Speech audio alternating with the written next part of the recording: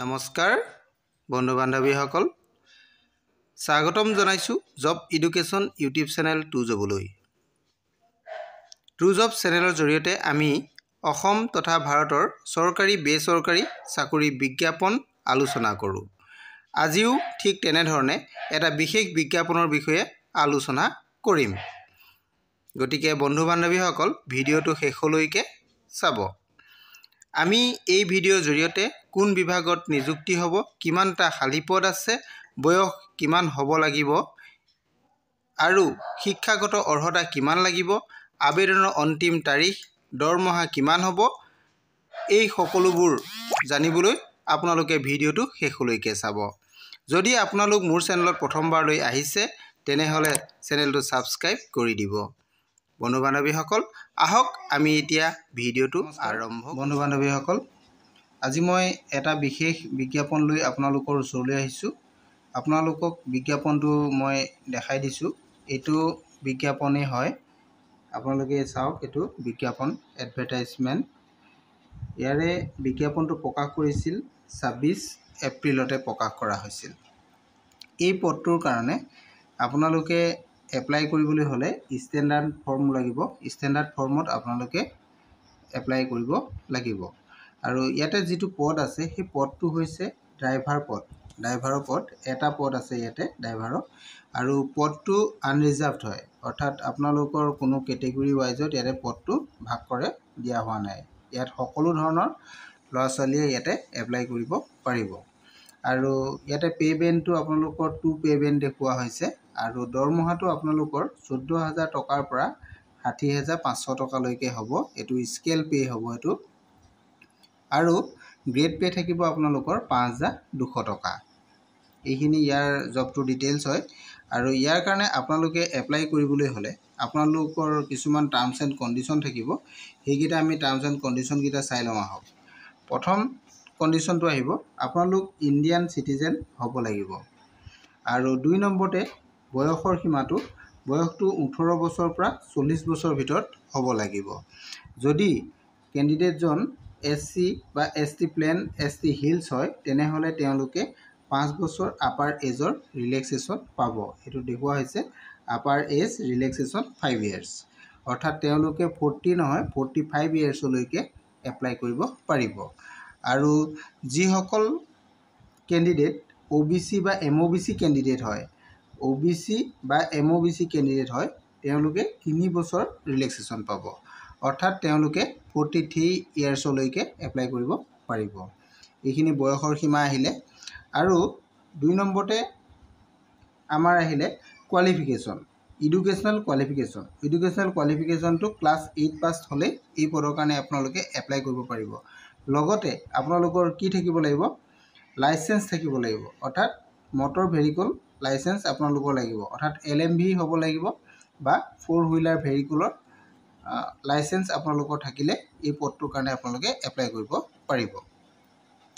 আপোনালোকে এই যিখন আমাৰ ষ্টেণ্ডাৰ্ড ফৰ্ম থাকিব সেই ষ্টেণ্ডাৰ্ড ফৰ্মৰ লগত আপোনালোকে ডকুমেণ্টছসমূহ গাঁঠি দিব লাগিব। যেনে কি দিব লাগিব, আপোনালোকে এজ চাৰ্টিফিকেট দিব লাগিব, আৰু কাষ্টৰ চাৰ্টিফিকেট আপোনালোকে দিব লাগিব। আপোনালোকৰ এডুকেশ্যনেল কোৱালিফিকেশ্যনৰ মাৰ্কশ্বিট চাৰ্টিফিকেট আপোনালোকে লগত গাঁঠি দিব লাগিব। ড্ৰাইভিং লাইচেঞ্চ আপোনালোকে দিব লাগিব। এইখিনি বস্তু দিয়াৰ উপৰিও আপোনালোকৰ এমপ্লয়মেণ্ট এক্সচেঞ্জ ৰেজিষ্ট্ৰেশ্যন নাম্বাৰটো আপোনালোকৰ যিখন চাৰ্টিফিকেট থাকিব চাৰ্টিফিকেটখন দিব লাগিব। আৰু লগত আপোনালোকৰ 2 কপি পাছপৰ্ট চাইজ ফটোগ্ৰাফ দিব লাগিব। এই সকলোখিনি বস্তু লৈ আপোনালোকে অফিচিয়েল যিটো ইয়াৰ ড্ৰপ বক্স আছে সেই ড্ৰপ বক্সত আপোনালোকে ফৰ্মখন জমা দিব লাগিব। আৰু যদি কোনোবাই আপোনালোকে বাই পোষ্ট দিওঁ বুলি ভাবিছে তেনেহ'লে আপোনালোকে বাই পোষ্টো দিব পাৰিব। কিন্তু এটা কথা আপোনালোকে মনত ৰাখিব, ইয়াৰ লাষ্ট ডেটটো আছে, আপোনালোকক মই লাষ্ট ডেটটো দেখাই দিছোঁ। লাষ্ট ডেটটোৰ আগতে পোৱাকৈ আপোনালোকে ফৰ্মখন পঠাব লাগিব। 7 জুন 2024 আপোনালোকে 7 জুনৰ ভিতৰত পোৱাকৈ পঠাব লাগিব। এইটো হৈছে লাষ্ট ডেট। গতিকে বাই পোষ্ট কৰাসকলে অলপ খৰধৰ কৰিব লাগিব, কাৰণ তাৰিখটো ওচৰ পাইছেহিয়ে। ইয়াতে আপোনালোকৰ ডাইৰেক্ট কি হ'ব, ডাইৰেক্ট ড্ৰাইভিং টেষ্ট হ'ব আৰু ভাইভা হ'ব। ইয়াতে বেলেগ আৰু কোনো ৰিটেন এক্সাম বা বেলেগ এক্সাম আপোনালোকৰ নহয়। আৰু আপোনালোকে ফৰ্মত আপোনালোকৰ মোবাইল নাম্বাৰটো দিবলৈ নাপাহৰিব। যদি আপোনালোকৰ ইমেইল আইডি আছে তেনেহ'লে মোবাইল নাম্বাৰ লগতে ইমেইল আইডিটো আপোনালোকে দি দিব। এইকেইটা বস্তু আপোনালোকে দি দিব। আৰু আপোনালোকে যিটো এনভলপত দিব, এনভলপটো কেনেকুৱা ধৰণৰ হ'ব লাগিব এইখিনি কথাও লিখা আছে। আপোনালোকে ফৰ্মৰ লগত আৰু এটা বস্তু এসেনচিয়েল বস্তু দিব লাগিব, সেইটো হৈছে এনভলপ। এনভলপ এটা আপোনালোকে লগত দিব লাগিব। সেই এনভলপটোৰ আপোনালোকৰ নিজৰ সেলফ এড্ৰেছ আপোনালোকৰ থাকিব লাগিব আৰু এনভলপটোৰ সাইজটো 5 cm to 11 cm ভিতৰত হ'ব লাগিব। আৰু লগতে আপোনালোকে এনভলপটোৰ ওপৰত 5 টকা ডাক টিকট লগাই দিব লাগিব। এইটো পোষ্টেল ষ্টাম্প 5 টকাৰ লগাই দিব লাগিব। এইকেইটা বস্তু আপোনালোকে লগত দি পঠাব লাগিব। এতিয়া আপোনালোকে সকলোখিনি কৰাৰ পাছত ফৰ্মখন ক'ত দিব আৰু কোন অফিচত আপোনালোকে জমা দিব এইখিনি মই আপোনালোকক জনাই দিব বিচাৰিছোঁ। আপোনালোকে যদি ফৰ্মখন বাই পোষ্ট পঠায় তেনেহ'লে আপোনালোকে এড্ৰেছটো লিখি লওক। এইটো office of the chief judicial magistrate, Charaideo, Sonari, Assam, pincode 785690 Assam. এই আপোনাৰ এড্ৰেছটো আপোনালোকে লিখি ৰাখিব। এই এড্ৰেছলৈ আপোনালোকে সেন্ড কৰিব লাগিব। যেহেতু পদটো আমাৰ চৰাইদেউ জুডিচিয়েল মেজিষ্ট্ৰেট অফিচত ওলাইছে, গতিকে আপোনালোকে যদি ফৰ্মখন ড্ৰপ বক্সত দিব বিচাৰে তেনেহ'লে ডাইৰেক্ট আপোনালোকে সোণাৰী চৰাইদেউ যিটো চিফ জুডিচিয়েল মেজিষ্ট্ৰেট অফিচ আছে অফিচত আপোনালোকে ড্ৰপ বক্সত ফৰ্মখন জমা দিব পাৰিব।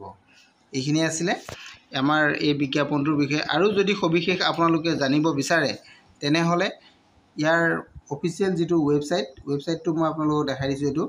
এই ৱেবছাইটত যাব চৰাইদেউ জুডিচিয়েৰী assam.gov.in, চৰাইদেউ judiciary.assam.gov.in। এই ৱেবছাইটত গ'লে আপোনালোকে ইয়াৰ বিজ্ঞাপনটো পাব আৰু সবিশেষ আপোনালোকে ইয়াৰ পৰা জানিব পাৰিব।